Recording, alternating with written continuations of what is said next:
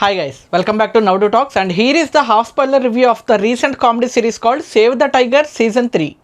పెళ్ళనేది గాలికెళ్ళిపోయే ముళ్ళ కంపని తెలిసినా ఎగిరెగిరి మరీ పెర్రటం పెడతారు, ముళ్ళు పీక్కోలేక ఏడుస్తారు. నా ఎంటర్ లైఫ్లో నేను ఏదైనా వెబ్ సిరీస్కి సంబంధించిన కామెడీ సిరీస్ ఏదైనా చూసాను అంటే అది ఇదేనండి.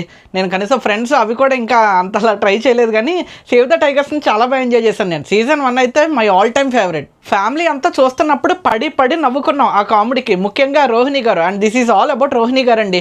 ఆవిడ ఉండటం వల్లే నాకు ఆ సిరీస్ అంత బాగా అనిపించింది. అతిశయోక్తి అనుకోకపోతే ఈ జనరేషన్కి కోవై సర్లా గారు లాంటి వాళ్ళు అనమాట మన రోహిణి గారు. అండ్ అలాంటి రోహిణి గారితో ఫుల్ లెంత్ రోల్ చేయించి ఈ వెబ్ సిరీస్ చేశారు. సో అది సీజన్ 1 వచ్చింది, సీజన్ 2 వచ్చింది, ఇప్పుడు సీజన్ 3 వచ్చింది. అది ఎలా ఉంది అనేది ఇన్ డీటెయిల్ రివ్యూలో మాట్లాడుకుందాం. బట్ బిఫోర్ దట్, మీలో ఎవరైనా కొత్తగా ఈ ఛానల్ చూస్తున్నట్లయితే కనుక దయచేసి సబ్స్క్రైబ్ చేసుకోండి. అండ్ ఆల్రెడీ సబ్స్క్రైబ్ చేసుకున్న వాళ్ళైతే కనుక లైక్ చేసి ఈ వీడియోని స్టార్ట్ చేయండి. ఊరికి చూసి వెళ్ళిపోవద్దు, లైక్ చేయండి.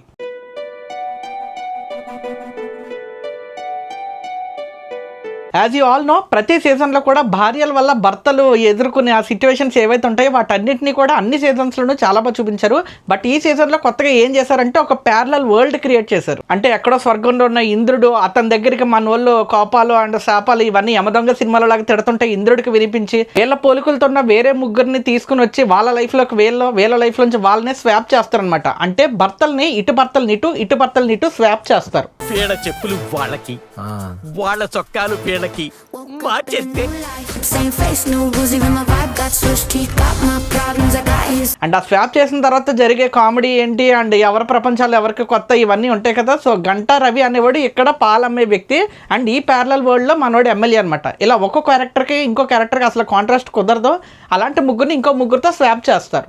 ఈ ఐడియా విన్నప్పుడు ఈ ఐడియా నేను ట్రైలర్లో చూసినప్పుడు చాలా ఎక్సైట్ అయ్యాను. అమ్మ నార్మల్గా ఉంటేనే ఎంత కామెడీ వచ్చిందంటే ఇంకా స్వాప్ చేస్తే అదిరిపోద్దేమో అనుకున్నాను.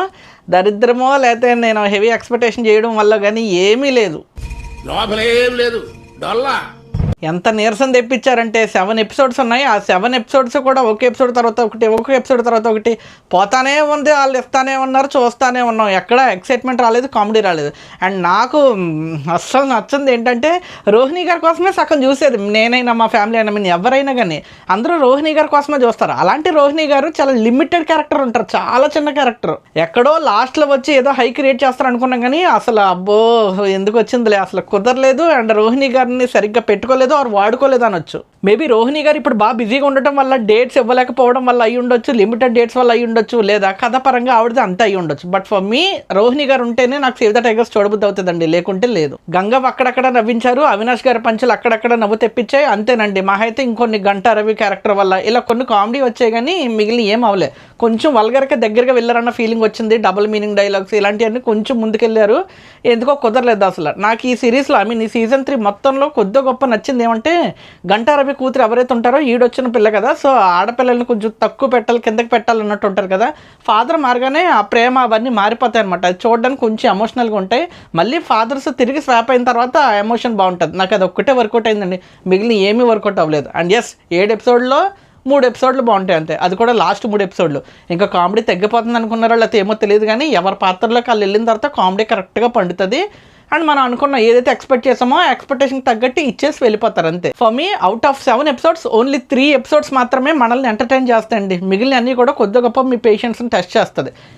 ఫ్యామిలీ వాచ్ అంటే ఎస్ ఫ్యామిలీ వాచే, కానీ అంత టైం పెడతారంటే సరే టైం పాస్కి అయినా కానీ ఒకసారి చూడండి, బాగుంటుంది. That's it for today. ఈ వీడియో మీకు నచ్చినట్టయితే కనుక లైక్ చేయండి. అండ్ నా మొహం ఈ సోది ఇదంతా కొత్తగా అనిపిస్తే కనుక దయచేసి సబ్స్క్రైబ్ చేసి ఒకసారి ఛానల్ లోపలికి వెళ్ళి కంటెంట్ చూడండి, మీకు మంచి కంటెంటే ఉంటుంది. కుదిరితే పాత వీడియోస్ చూడండి, ఎక్కువ ఇన్ఫర్మేషన్ సీరియస్ ఇన్ఫర్మేషన్స్ అన్నీ అక్కడే వస్తాయి. కుదిరితే చూడండి. ఒకవేళ మీరు బిగ్ బాస్కి సంబంధించిన పిక్చర్లు అయితే తనుజ మీద ఒక వీడియో ఉంటుంది, చూసుకోండి, వేసుకోండి కామెంట్లో. That's it for today. ఈ వీడియో మీకు నచ్చితే కనుక దయచేసి సబ్స్క్రైబ్ చేసుకోండి. This is J signing off from now to talks. Thank you.